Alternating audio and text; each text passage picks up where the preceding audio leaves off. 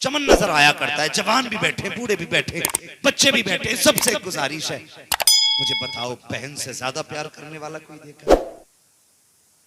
कोई देखा है बहन से ज्यादा प्यार करने वाला? बीवी तुम्हारे लिए जी भी सकती है, मर भी सकती है, लेकिन बहन से ज्यादा प्यार नहीं कर सकती। कभी समझना है ना प्यार बहन का। अल्लाह अकबर, करबला चलो, कई लाशें मेरे इमाम उठा चुके, कई लाशें। जब इमाम बैठे ना, सैयदा ज़ैनब को ख्याल आया मेरा हुसैन अकेला बैठा होगा, चलो ज़ैनब चल के कम से कम भाई के पास बैठे, उसकी कुछ तन्हाई तो कम होगी। ये सोच के खेमे में आई ना, मेरे इमाम गर्दन झुका के बैठे थे। जब देखा हुसैन का चेहरा, बहन कहने लगी भैया जी का नाना की एक हदीस याद आ रही है, सुने हर भाई सुने इस बात को। मेरे इमाम फरमाने लगे कौन सी? फरमाने लगी कि नाना ने कहा था कि जब मुसीबतें आया करें ना तो सदका दे दिया करो, सदका बलाओं को टाल देता है। हुसैन आज करबला में बड़ी मुसीबत है, प्यास है, भूख है, गरीबुल वतनी है, लाशें हैं, दुश्मन हैं, बेसरो सामानी है, परदेसी हैं, कोई यारो मददगार भी नहीं है। हुसैन इससे भी बड़ी कोई मुसीबत होगी? का फिर का अगर इजाजत दे तो बहन सदका करना चाहती है।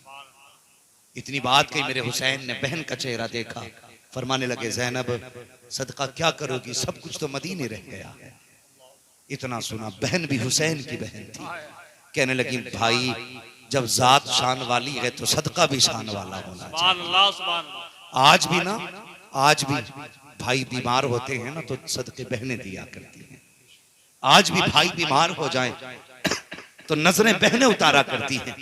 देखना जब भाई हमारा दूल्हा बनेगा ना, हाँ जनाब अली साहब ये दूल्हा बनेंगे, तो देखना बहनें इनकी नजरें उतारेंगी। मैंने देखा पानी का प्याला लेके छींटे देती, क्या बात है, कहा बहन नजर उतार रही है। कहा क्यों? कहीं किसी की नजर मेरे भाई को न लग जाए। कितना अजीब रिश्ता भाई का बहन से होता है।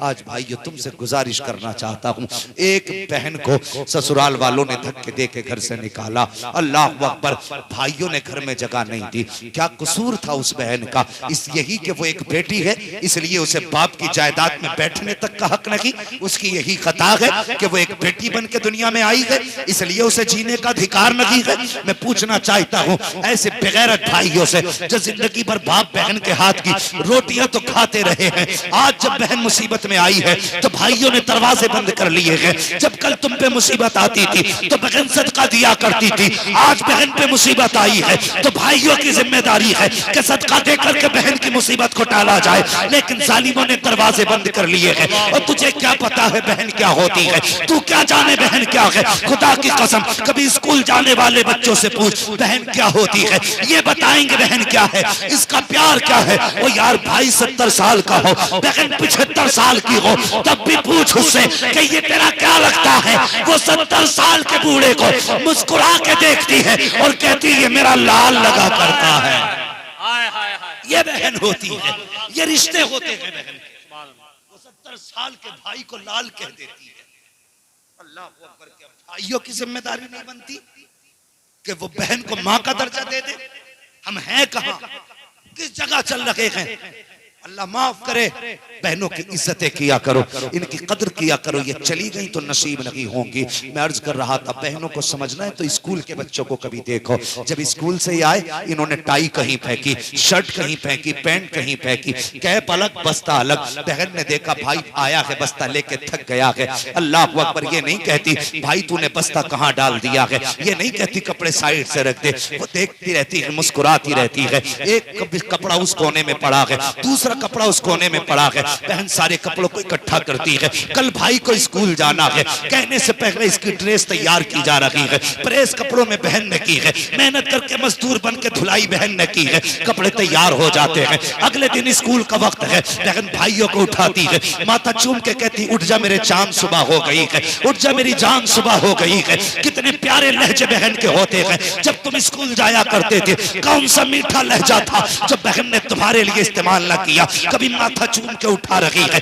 कभी हाथ चूम के उठा रखी है, कभी पैर के तलवे चूम के उठा रखी है। बहन ने उठाया के तैयार किया के ड्रेस पहनाई है, भाई तैयार हुआ के बहन ने टिफिन तैयार करके हाथ में दे दिया। जब टिफिन तैयार करके बहन हाथ में दे चुकी है, बहन बैठ करके भाई के पैरों में अपने हाथ से जूते पहना रखी है। और तू हाथ से दुपट्टा नहीं दे सकता, वो तेरे पैर पकड़ के जूते पहना रखी है। और जब तूने 2 कदम बढ़ाए, ठोकर लगी, तेरे पैर पे मिट्टी लगी, तूने कहा बहन जूता सन गया है। वो अंदर नहीं गई है, न एक पुराना कपड़ा नहीं देखा है, गंदा कपड़ा नहीं देखा। जब तूने कहा जूते पे मिट्टी लग गई है, तेरी बहन ने अपना वो दुपट्टा जो सर की इज्जत भी है, जो सर का वकार भी है, जो बहन की शान भी है, जो बहन की आन भी है, उसी दुपट्टे का कोना पकड़ती है, जूता साफ करना शुरू कर देती है। ये नहीं देखती दुपट्टा मैला होगा कि नहीं, मुस्कुराती रहती है, जूते साफ करती रहती है। कसम खुदा की लहजा बताता है, ए भाई ये तो दुपट्टे की बात है, अगर जरूरत पड़ जाए आवाज दे देना, बहन अपने जिस्म की खाल लेकर के हाजिर हो जाए। क्या बात है बाबा, सुभान अल्लाह। नारे तकबीर, नारे रिसालत, मसलक के आला हजरत। इज्जत करेंगे बहनों की। क्या बात है बाबा, बोलो जी इंशाअल्लाह, बोलो इंशाअल्लाह। इंशाअल्लाह। बहनों की इज्जत करो। सैयदा ज़ैनब ने कहा था, जब जात शान वाली है तो सदका भी शान वाला ही होगा। क्या करना चाहती हो बहन? फरमाने लगी, इजाजत दे मैं आपके नाम का सदका दूं। क्या दोगी? आपने गर्दन झुकाई, कहने लगी, हुसैन मेरा जी चाहता है मैं तेरे नाम के सदके पे बेटे कुर्बान कर दूं। अल्लाह अकबर। ये बहन होती है, ये बहन होती है। खुदा के वास्ते इज्जत करो, कद्र करो बहनों की, रिश्तों की कद्र करो। आज दौलत ने फासले बढ़ा दिए, दौलत ने। भाई के जेब में अगर टके आ गए ना कुछ, तो सबसे पहले अपनी दौलत का रोब अपनी बहन को दिखाता है। अपनी बहन को सबसे पहले दौलत का रोब। बहन कहती, भाई किसी दिन आ जाना, अगर तू आएगा तो मेरी इज्जत बढ़ जाएगी कि इसका भाई मास्टर है, इसका भाई कलेक्टर है, आना किसी दिन मेरी इज्जत भी बढ़ा दे। वो तो कुछ और सोच के बुलाती है, लेकिन जब ये जाता है ना तो जाकर के पहले बिस्तर झाड़ता है, औकात दिखाता, औकात अपनी। ये झाड़ के बिस्तर दिखाता है कि तेरे बिस्तर इस लायक नहीं जो तेरा मास्टर भाई इस पे बैठ सके। औकात दिखा रहा है बहन को। वो बहन जब बर्तन देती है खाने के लिए तो प्लेट उठा के यूं देख रहा है, अगरचे वो धो के लाई है, लेकिन ऐसे देख रहा है, देख के कहता है एक बार और पानी निकाल दो। क्यों?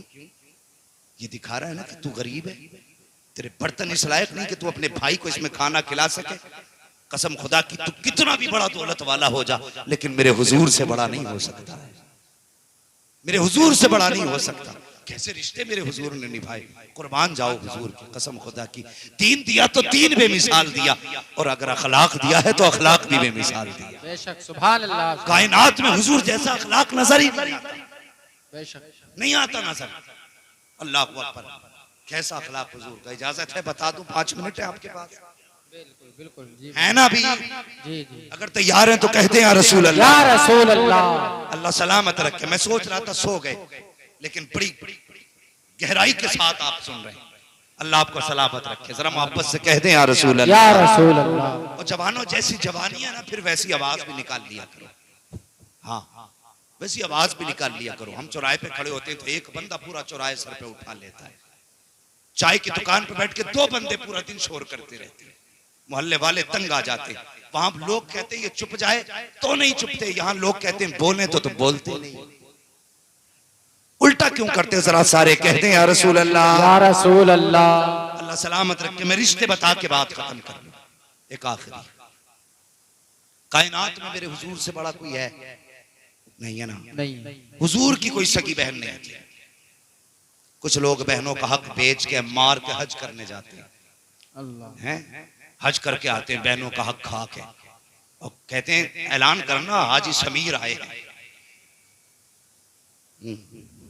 ये भी तो एक बार कहते हैं कि हक खोर समीर आया है।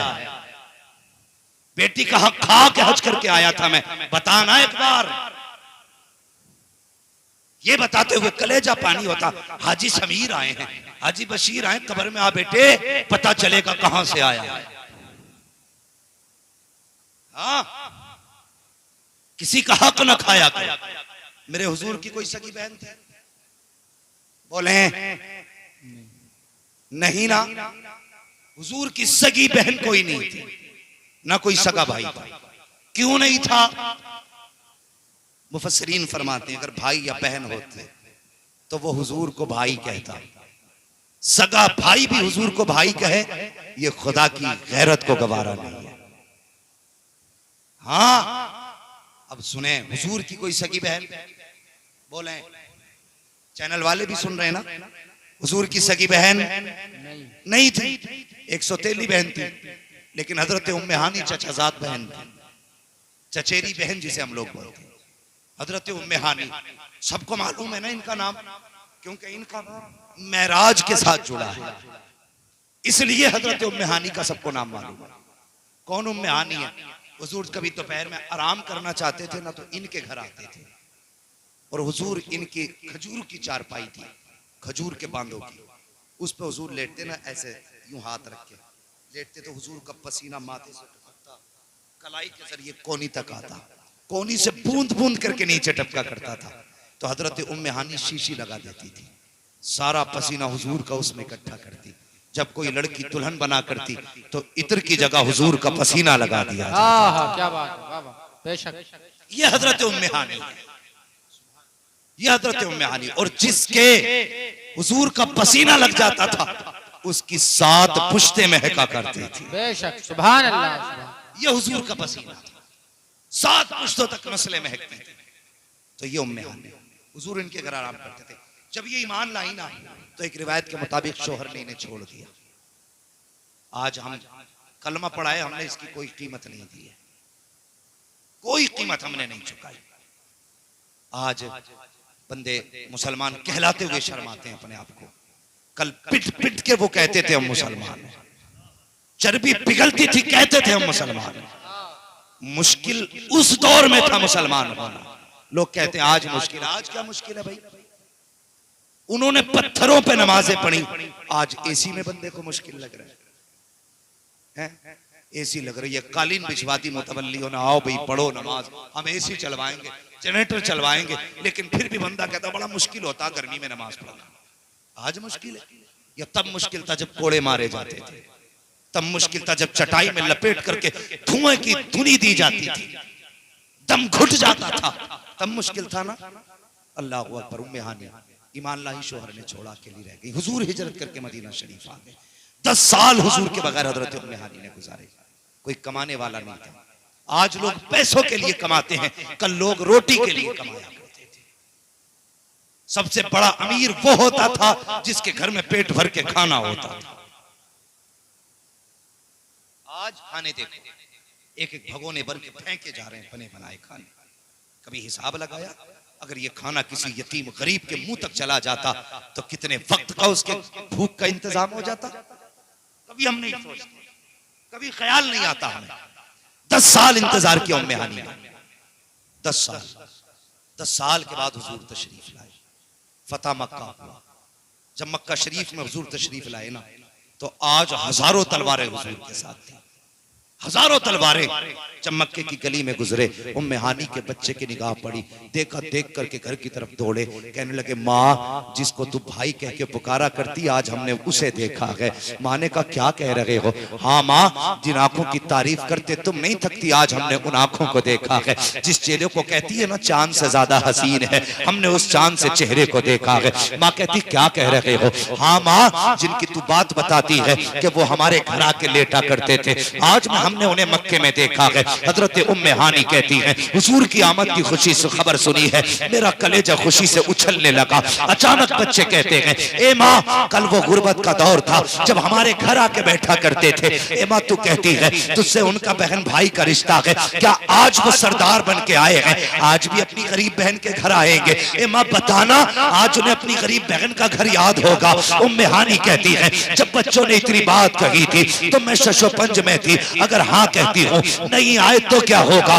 ना कह देती हूँ, आ गए तो क्या होगा। कहती मैं सोच ही रही थी कि मेरे मुंह से निकल गया बेटे वो जरूर आएंगे, कभी तेरी बात कही थी, थोड़ी देर गुजरी है कि दरवाजे पे दस्तक होती है। मैंने कहा मंदक्कल बाप, दरवाजा किसने बजाया?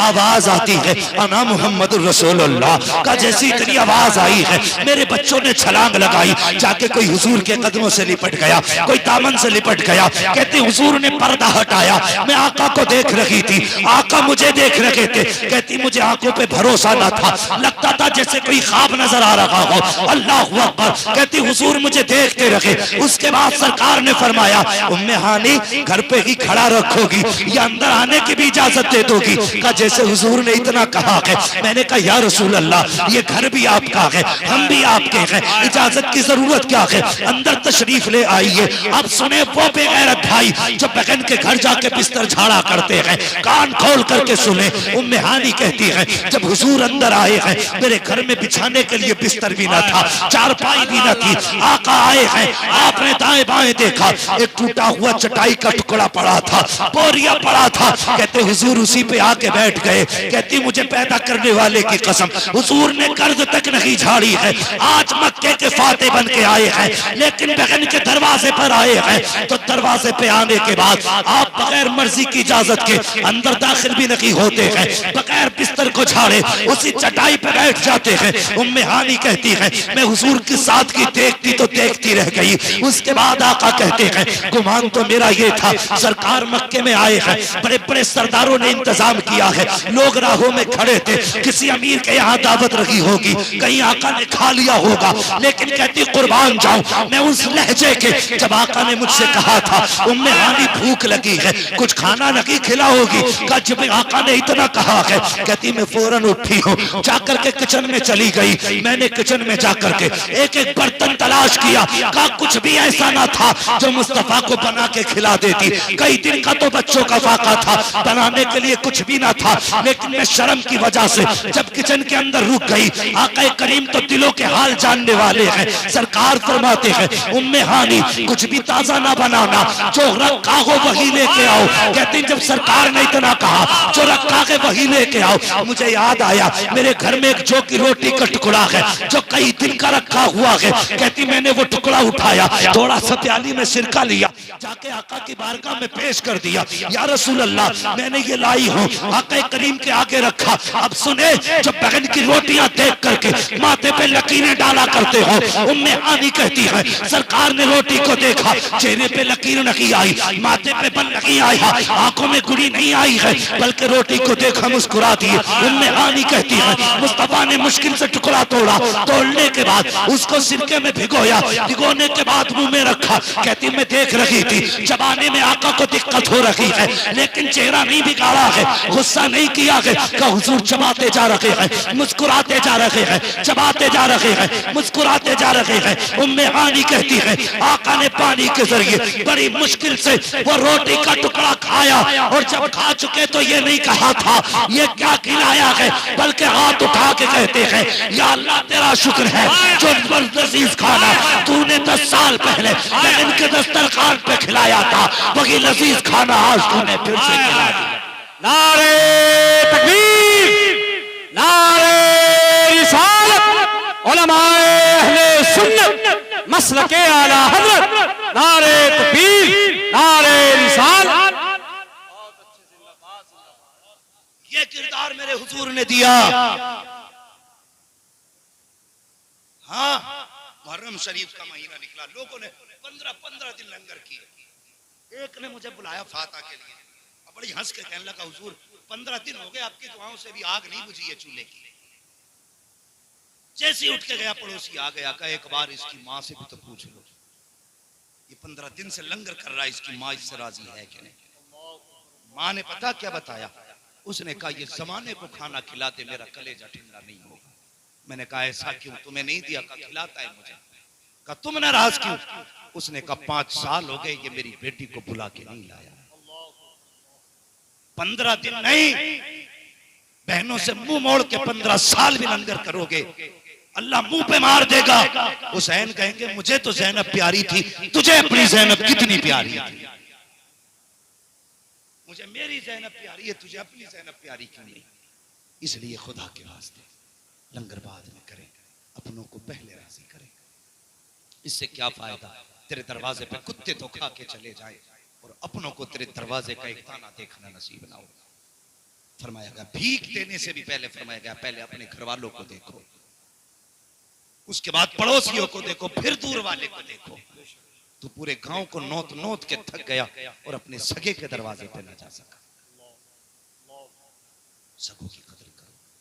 अक्सर ऐसा होता शादी ब्याह के बाद जवान बदल जाते, सिर्फ एक ख्याल बदल देता, हम तो अलग रहेंगे तो 4 रोटियों में काम चल जाएगा। पूरे घर के लिए 18 रोटी बनानी पड़ रही है। लेकिन अंधे तुझे नहीं पता, जो तेरे घर में रिस्क आ रहा है ये तेरे 2 के नसीब से नहीं 18 के नसीब से आ रहा है। सुभान अल्लाह, सुभान अल्लाह। साहब ने शिकायत की, या रसूल अल्लाह मैं कमाता हूँ, वो ये मेरे भाई लोग हैं ये बिल्कुल नहीं कमाते, हुजूर मेरी कमाई उड़ा देते। तो हुजूर ने फरमाया आज के बाद कभी अपने भाई को न ठोकना, तू ये नहीं जानता अल्लाह तुझे जो ये दौलत दे रहा है ना तेरे इन्हीं भाइयों के नसीब से दे रहा है। सुभान अल्लाह, सुभान अल्लाह। तो अगर तुम अकेले कमा रहे हो तो कभी ये सोच के कभी हाथ न खींचना कि ये मेरा खा रहे हैं, बल्कि ये सोच के मेहनत करना मेरे तो 2 रोटियों वाला था, अल्लाह मेरे हिस्से में 4 दे देता, 6 दे देता, वो 100 रोटियां क्यों दे रहा है? ये तेरे नसीब से नहीं तेरे घर वालों के नसीब से मिल रही है। कभी ये सोच के माँ बाप से कि अलग होंगे तो बैंक बैलेंस होगा, अगर हो भी गया तो कल पैसा होगा, माँ बाप नहीं होंगे तो ये दौलत किस काम की? रुलाएगी यही दौलत। कल जब तू फॉर्च्यूनर में बैठ के मर्सिडीज में बैठ के चलेगा ना तो उस दिन सोचेगा काश आज कंधे पे बैठाने वाला बाप होता, आज साइकिल पे खींचने वाला बाप होता। अल्लाह की कसम तू पराडों में बैठ करके 36,000 किलोमीटर सफर करा, मजा नहीं आएगा। बाप को 10 मिनट के लिए गाड़ी में बैठा, शहर की 4 गलियां घुमा दे, अल्लाह तुझे जमाने भर के सैर और तफरीह का सुकून घर में अता फरमा दे। क्यों नहीं सोचते हम ऐसा? क्यों गलत सोचते? किसी की भी बेटी आके हमें पढ़ा देती है, क्या है जी मैं पूरे परिवार का काम नहीं कर सकती, मुझे अकेला रहना है। तूने भी दामन झाड़ा, मां से अलग हो गया। खुदा के वास्ते माँ बाप न छोड़ना, कामयाब रहना चाहते हो तो माँ बाप न छोड़ना। दावे के साथ कह रहा हूं माँ बाप छोड़ दिए बगदाद क्या है, मदीना शरीफ गुंबद खजरा पे चले जाना। अगर माँ बाप छोड़ रखे तो हुजूर भी कुछ नहीं देंगे, ये याद रखना, हुजूर भी कुछ नहीं देंगे। अगर चाहते हो घर बैठे बैठे सब कुछ मिलता रहे, माँ बाप को राजी रखना, माँ बाप को राजी रखना। बीवी आए 2 बातों में उससे बात खत्म कर लो। देख कल तक ये सिर्फ मेरे माँ बाप थे, आज से तेरे भी माँ बाप, तेरे भी माँ बाप।